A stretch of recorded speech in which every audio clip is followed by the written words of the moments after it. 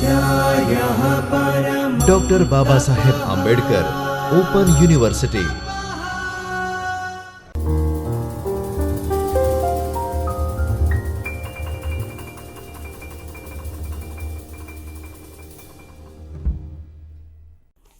નમસ્કાર તાલીમાર્થી મિત્રો, doctor Baba Saheb Ambedkar open યુનિવર્સિટીના શિક્ષણશાસ્ત્ર વિભાગમાંથી હું ડૉક્ટર હિના રાવલ આપ સૌનું સ્વાગત કરું છું.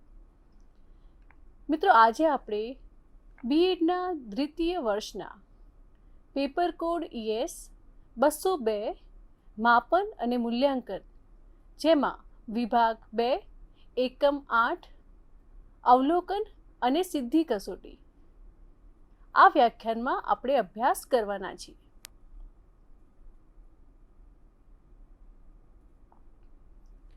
તો મિત્રો, આજના વ્યાખ્યાનમાં આપણે અવલોકન અને સિદ્ધિ કસોટી એ પૈકી અવલોકન વિશે આપણે પરિચય પ્રાપ્ત કરવાના છીએ. તો મિત્રો, આજે આપણે અવલોકન વિશેના કયા કયા મુદ્દાઓનો અભ્યાસ કરવાનો છે તે જરા જોઈએ કે અવલોકન એટલે શું, અવલોકનની વ્યાખ્યા, અવલોકનના લક્ષણો અને અવલોકનના પ્રકારો વિશે આપણે જોઈશું. તો મિત્રો, આપણે જાણીએ છીએ કે માપન અને મૂલ્યાંકન એ વિવિધ પ્રકારે થાય છે. કોઈ પણ વ્યક્તિ કે વિદ્યાર્થીનું આપણે જ્યારે મૂલ્યાંકન કરવા માંગીએ છીએ કે માપન કરવા માંગીએ છીએ ત્યારે અલગ અલગ પ્રયુક્તિઓ, અલગ અલગ સાધનોનો ઉપયોગ કરતા હોઈએ છીએ. એ સમયે જ્યારે શાળામાં શિક્ષક એ કોઈ વિદ્યાર્થીનું મૂલ્યાંકન કે માપન કરવા માંગતા હોય ત્યારે વિવિધ પ્રકારના સાધનોનો ઉપયોગ કરી શકીએ છીએ અને ઘણી બધી પ્રવિધિઓનો ઉપયોગ થાય છે. તેમાંની એક પ્રવિધિ અવલોકન.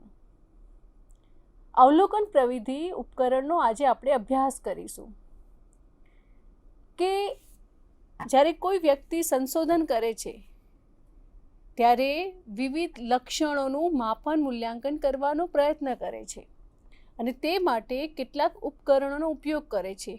તે પૈકી અવલોકનના ઉપકરણ વિશે આપણે જોઈએ કે જેને આપણે અંગ્રેજીમાં ટુ સી એટલે કે જોવું અને ટુ ઓબ્ઝર્વ એટલે કે અવલોકન કરવું, એમ બે ક્રિયાપદો છે. કે આપણે જાણીએ છીએ કે પ્રાથમિક રીતે જોઈએ તો આપણે કોઈ પણ વસ્તુ, વ્યક્તિ કે પદાર્થને જોઈએ છીએ તો તેને આપણે સી એટલે કે જોયું, પરંતુ જ્યારે કોઈ વિષયને કેન્દ્રમાં રાખીને અથવા તો કોઈ લક્ષણને ચકાસવા હેતુ આપણે એનું જે નિરીક્ષણ કરીએ છીએ, અવલોકન કરીએ છીએ, તેના માટે આપણે અંગ્રેજીમાં ટુ ઓબ્ઝર્વ એવો શબ્દ વાપરીએ છીએ.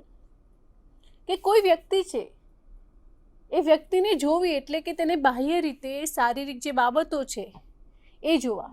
જ્યારે કોઈ વ્યક્તિનું આપણે જ્યારે અવલોકન કરીએ છીએ ત્યારે તે અવલોકનની અંદર તેના લક્ષણો, તેનું વર્તન, આ દરેક બાબતોનો આપણે અભ્યાસ કરવો પડે.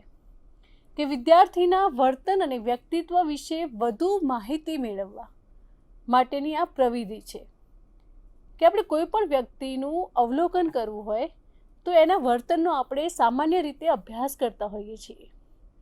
જેમ કે આપણે કોઈ વ્યક્તિ છે, કોઈ ગરીબ વ્યક્તિની મદદ કરે છે તો આપણને તેના પરથી એ અવલોકન કરતાં, એ જોતાં તરત જ માલુમ થશે કે આ જે વ્યક્તિ છે એ ખૂબ જ પ્રેમાળ, દયાળુ સ્વભાવનો છે.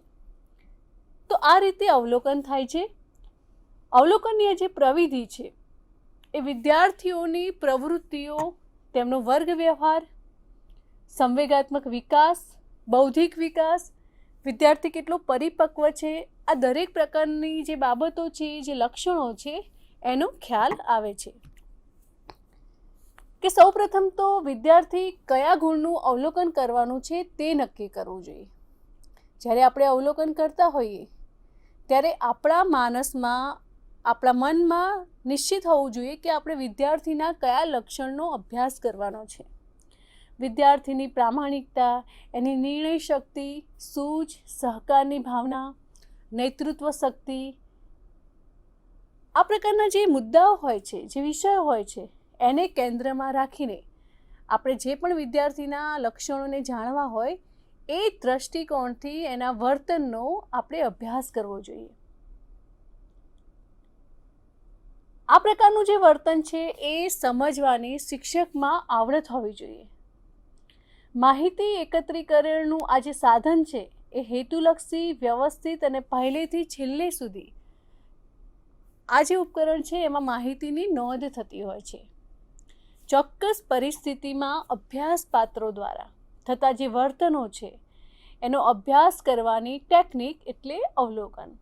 અવલોકનની આ વ્યાખ્યા છે. આ સિવાય આપણે કેટલીક અવલોકનની વ્યાખ્યાઓ જોઈએ કે સૌપ્રથમ બિપિન અસ્થાના એમણે અવલોકનની વ્યાખ્યા આપી છે કે પસંદિત પરિસ્થિતિમાં બનતી ઘટનાઓનું પદ્ધતિસરનું પ્રત્યક્ષીકરણ એટલે અવલોકન. ત્યારબાદ અવલોકન એ ચોક્કસ પરિસ્થિતિમાં અભ્યાસ પાત્રોના વર્તનોનો અભ્યાસ કરવા માટેની એક ટેકનિક છે. કે મિત્રો અહીં તમે જોશો કે કોઈ પણ જે પરિસ્થિતિ છે એ પરિસ્થિતિમાં વ્યક્તિએ કરેલા વર્તનનો અહીં આપણને અભ્યાસ કે નિરીક્ષણ કે અવલોકન જોવા મળે છે. હવે આપણે અવલોકનના કેટલાક લક્ષણો જોઈએ કે નિશ્ચિત પરિસ્થિતિમાં એના સંદર્ભમાં અભ્યાસ પાત્રોના વર્તનનો અભ્યાસ કરવાની ટેકનિક છે. કે અવલોકનની અંદર સૌપ્રથમ તો કોઈ નિશ્ચિત પરિસ્થિતિ હોય છે અને એમાં નિશ્ચિત વર્તન હોય છે.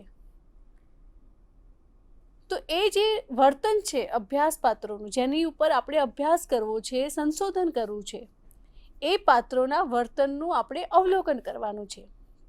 હવે આ જે પદ્ધતિ છે એ પદ્ધતિ બે પ્રકારની હોઈ શકે કે શાબ્દિક અને અશાબ્દિક.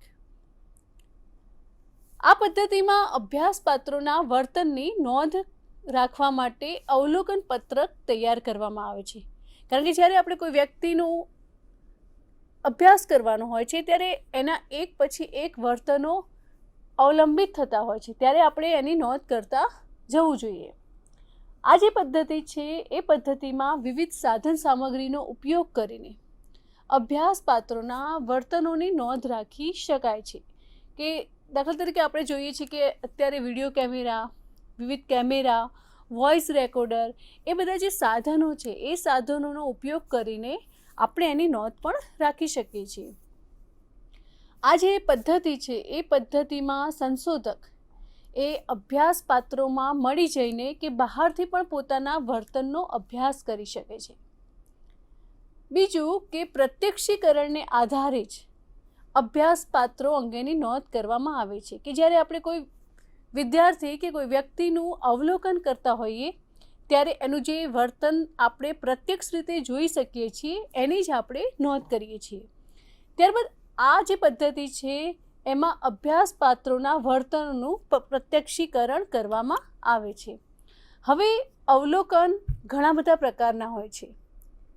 એના વિશે આપણે જોઈએ કે સૌ પ્રથમ છે નિયંત્રિત અવલોકન. હવે આ જે અવલોકન છે એમાં કોઈ અવલોકનના પાત્ર છે એ પાત્રના કોઈ વિશિષ્ટ વર્તનને અનુલક્ષીને અવલોકન કરવામાં આવે છે. જેમ કે શાળામાં શિક્ષકે વિદ્યાર્થીના પ્રામાણિકતાના લક્ષણને ચકાસવું હોય તો શિક્ષક તે વિદ્યાર્થીનું અવલોકન કરશે. એ પોતાના કાર્યની બાબતમાં કેટલો પ્રામાણિક છે, એ પ્રકારના જે વર્તનો હોય એની એ નોંધ લેશે, એનું અવલોકન કરશે. એના આધારે શિક્ષક નક્કી કરશે કે વિદ્યાર્થી પ્રામાણિક છે કે નથી. અહીં સંશોધક એ પ્રાયોગિક પરિસ્થિતિ ઊભી કરી શકે છે કે કોઈ પણ એવી પરિસ્થિતિનું નિર્માણ કરી શકે છે કે જેનાથી શિક્ષકને કે સંશોધકને ખ્યાલ આવે કે આ પરિસ્થિતિમાં વિદ્યાર્થી વર્તન કરવા માટે પ્રેરાશે અને કોઈ પણ પ્રકારનું ચોક્કસ કે નિશ્ચિત વર્તન કરશે. હવે જે હેઠળ પાત્ર કોઈ પણ પ્રકારનું વર્તન કરે છે, પ્રતિક્રિયા આપે છે. કેટલીક વાર એવું પણ બને કે ચોક્કસ પરિસ્થિતિનું નિયંત્રણ એ આમાં લાવે છે અને આ પ્રકારનું જે અવલોકન છે એ વિશિષ્ટ અને ચોક્કસ બને છે કે એકદમ પ્રયોગાત્મક રીતે, પ્રયોગાત્મક સ્વરૂપે અહીં અવલોકન કરવામાં આવે છે. કે જ્યારે અભ્યાસ પાત્રો માટે કોઈ પણ વિશિષ્ટ પરિસ્થિતિનું સર્જન કરી તેમના વર્તનોનું અવલોકન કરવામાં આવે તો તેને નિયંત્રિત અવલોકન કહેવામાં આવે છે. કે એક શિક્ષક તરીકે આપણે જ્યારે વર્ગખંડમાં જઈએ છીએ ત્યારે શરૂઆતમાં વિદ્યાર્થીઓ જ્યારે વર્ગખંડમાં શિક્ષક હોતા નથી ત્યારે એક અલગ જ પ્રકારનું વર્તન કરશે, અને અચાનક શિક્ષક આવે છે ત્યારે કેટલાક વિદ્યાર્થીઓ તો પણ પોતાની વાતો અને મસ્તી ચાલુ રાખશે, જ્યારે કેટલાક વિદ્યાર્થીઓ શિક્ષકને જોઈને સ્વયં રીતે શિસ્તમાં આવી જશે. તો આના ઉપરથી પણ આપણને ખ્યાલ આવે છે કે શિક્ષક અવલોકન કરે છે કે કયા કયા વિદ્યાર્થીઓ શિસ્તમાં માને છે, જે શિસ્તના આગ્રહી છે. તો આ રીતે પણ અવલોકન કરી શકાય. બીજું એક ઉદાહરણ આપું કે આપણે જોઈએ કે બીએડના આપણા જે તાલીમાર્થીઓ હોય છે એ તાલીમાર્થીઓ માઇક્રો ટીચિંગના પાઠ આપતી વખતે શિક્ષક તાલીમાર્થીઓના વર્તનનું થતું અવલોકન એ પ્રાયોગિક સંશોધનોમાં આ પ્રકારનું મોટા પાયે આપણને જોવા મળે છે કે માઇક્રો ટીચિંગ કૌશલ્યને લગતું જે પાઠ તૈયાર થાય છે એ વખતે તાલીમાર્થીએ માઇક્રો ટીચિંગના દરેક કૌશલ્ય ઉપર ધ્યાન આપવાનું હોય છે, સમયથી લઈને દરેક કૌશલ્ય. તો એ વખતે જે શિક્ષક હોય છે એ પણ તાલીમાર્થીના દરેક વર્તનનું ઉપયોગ કરે છે, જેમ કે સુડઢકોનો ઉપયોગ કરવો, ભણાવવાની સાથે સાથે કાપા કાર્યનો ઉપયોગ કરવો, વિષયાભિમુખ કઈ રીતે કરવું, એના ચહેરાના હાવભાવ, ઉચ્ચારણ આરોહ અવરોહયુક્ત છે કે નહીં, આ જે દરેક બાબતો છે એનું શિક્ષક એ અવલોકન કરે છે. તેવી જ રીતે પાવલોનો જે પ્રયોગ છે એમાં શાસ્ત્રીય અનુસંધાન પ્રયોગમાં કૂતરાની સામે નિયંત્રિત પરિસ્થિતિમાં ખોરાક મૂકીને તેના મોંમાંથી લાળ ઝરવાની જે ક્રિયા છે એનું અવલોકન કરવામાં આવ્યું છે. તો નિયંત્રિત અવલોકન એટલે સભાન પરિસ્થિતિમાં પ્રયોગ કરતી વખતે કરવામાં આવતું અવલોકન, કે અહીં શિક્ષક એ સભાન છે કે મારે વિદ્યાર્થી જ્યારે આ પ્રકારનું વર્તન કરશે ત્યારે મારે તેનું અવલોકન કરવાનું છે, કારણ કે એની જે પરિસ્થિતિ છે એ પરિસ્થિતિનું નિર્માણ કરવામાં આવેલું છે. ત્યારબાદ આપણે જોઈએ અનિયંત્રિત અવલોકન, કે જ્યારે અભ્યાસ પાત્રો માટે કોઈ પણ પ્રકારની પરિસ્થિતિ કે વિશિષ્ટ પરિસ્થિતિનું સર્જન કર્યા વગર તેમના વર્તનોનું અવલોકન કરવામાં આવે. કે ધારો કે આપણે વાત કરીએ કે રિક્ષામાં બેસતા બેસતા કોઈ વડીલ વ્યક્તિ નીચે પડી જાય છે, ત્યાંથી કેટલાક વિદ્યાર્થીઓ પસાર થાય છે, તેમાંથી એક વિદ્યાર્થી તરત જ એમની પાસે જઈને તેમને ઊભા કરવાનો પ્રયત્ન કરે છે. તો મિત્રો અહીં આ જે પરિસ્થિતિ છે એનું અગાઉથી નિર્માણ કરવામાં આવ્યું નથી, અચાનક જ આ પરિસ્થિતિનું સર્જન થયું છે અને એમાં વિદ્યાર્થીએ જે વર્તન કર્યું છે એના આધારે તેનું અવલોકન થાય છે કે વિદ્યાર્થીમાં અન્યની મદદ કરવાનો ગુણ રહેલો છે, પરોપકારનો ભાવ રહેલો છે. તો આ રીતે અનિયંત્રિત અવલોકન થાય છે. એ સિવાય એક બીજું ઉદાહરણ જોઈએ કે વિદ્યાર્થીઓની મૂલ્ય જાગૃતિનો અભ્યાસ કરવા માટે કેટલાક પ્રસંગો છે એનું આપણે જોઈએ કે પર્યાવરણ જાગૃતિનો અભ્યાસ કરવા માટે જુદા જુદા પ્રસંગો, અને એ પ્રસંગોમાં વિદ્યાર્થી કયા પ્રકારનું વર્તન કરે છે, જેમ કે વૃક્ષો વાવો અભિયાન અંતર્ગત આપણે કોઈ કાર્યક્રમ રાખ્યો હોય ત્યારે કયો વિદ્યાર્થી એમાં 100% પોતાનું પ્રદાન છે જે એ સામેલગીરી દર્શાવે છે, એના આધારે ખ્યાલ આવે છે કે વિદ્યાર્થીની અંદર એ મૂલ્યનું ઘડતર થયેલું છે કે નથી થયેલું. ત્યારબાદ સહભાગી અવલોકન, કે જ્યારે સંશોધક પોતે જ અભ્યાસપત્રોના જૂથમાં જોડાઈને તેમના વર્તનોનું અવલોકન કરે, કે સંશોધક પોતે જ એ જૂથમાં જોડાઈ જાય છે અને જૂથમાં રહીને વિદ્યાર્થીના વર્તનનું અવલોકન કરે છે.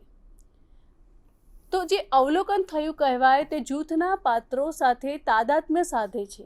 પાત્રોને અવલોકનકાર બહારની વ્યક્તિ લાગતી નથી, કારણ કે અહીં જે પાત્રો છે એમને એવું નથી લાગતું કે સંશોધક જે છે એ કોઈ બહારની વ્યક્તિ છે, પોતાના જૂથનું એક વ્યક્તિ, એક સભ્ય લાગે છે. એટલે આ પ્રકારનું જે અવલોકન છે એ સહભાગી અવલોકન આપણે તેને કહીશું. કે એનું એક ઉદાહરણ જોઈએ કે રમતગમતમાં કોઈ રમત અંગે આપણે અભ્યાસ કરવો હોય કે મિત્રો જો રમત એ પ્રેક્ટિકલ વર્ક સાથે જોડાયેલી પ્રવૃત્તિ છે, તો તે માટે સંશોધક પોતે જ ટીમનો એક અસ્થાયી સભ્ય બની જાય અને રમતમાં ભાગ લે અને અન્ય ખેલાડીઓના વર્તનનો અભ્યાસ કરે છે. તો આ પ્રકારે સંશોધક વિવિધ રમતો આધારિત પ્રવૃત્તિઓનો અભ્યાસ કરી શકે છે. આગળ જોઈએ અસહભાગી અવલોકન, કે જ્યારે સંશોધક એ અભ્યાસ પાત્રોના જૂથમાં જોડાયા વગર બહારથી અને તટસ્થ રીતે તેમાં વર્તનોનું અવલોકન કરે અને અસહભાગી અવલોકન આપણે ઓળખીશું. હવે આ જે પ્રકારનું સંશોધન એ પાત્રોની જાણમાં, કે કેટલીક વાર એવું પણ બને કે પાત્રોને તેની જાણ ન હોય. ત્યારબાદ સામાન્ય રીતે ભૂલકાઓ કે નાના બાળકો અસ્વાભાવિક વ્યક્તિઓ અંગેના સંશોધનો એ આ પ્રકારના અવલોકનમાં ખૂબ જ ઉપયોગી છે.